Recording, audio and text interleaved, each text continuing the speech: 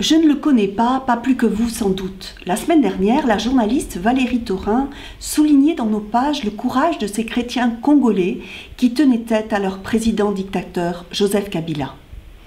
Elle parlait de ce pasteur, François-David Ekofo, qui n'avait pas hésité, le 16 janvier dernier, lors d'un culte, à critiquer ouvertement le gouvernement. Dans l'assistance, il y avait des membres de ce gouvernement, des officiels, et la femme de Joseph Kabila. Depuis, nous avons appris que François-David Ekofo avait dû rejoindre la clandestinité. Et puis, nous avons appris qu'il était parti aux États-Unis et nous savons aujourd'hui, de sources sûres, qu'il y a trouvé refuge. Les États-Unis, terre de refuge. Les États-Unis, la terre de Martin Luther King, cet autre pasteur qui s'est mis debout, qui a résisté. Le 4 avril prochain, vous le savez, nous commémorerons les 50 ans de son assassinat.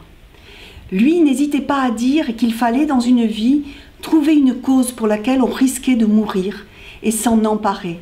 Quel radicalisme et quelle foi chez Martin Luther King. François-David Ekofo l'a entendu. Comme ces deux pasteurs, des milliers et des milliers de témoins aujourd'hui dans le monde nous disent et nous redisent qu'on ne peut pas baisser les bras face à la fatalité de ce monde.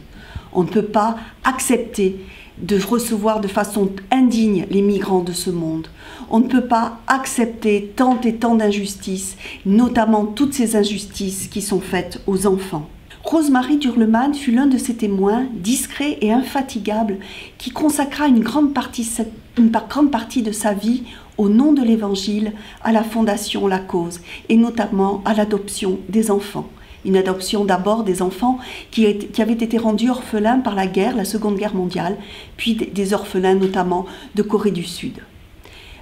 Lors du culte d'action de grâce qui a rassemblé sa famille et ses amis samedi dernier, la pasteure Florence Tobman a relu un texte fondateur de la règle des diaconesses. Ce texte débute par ces mots « Et le sens d'autrui planté en toi comme un aiguillon, car le temps presse ». Des mots à méditer et à garder en nous.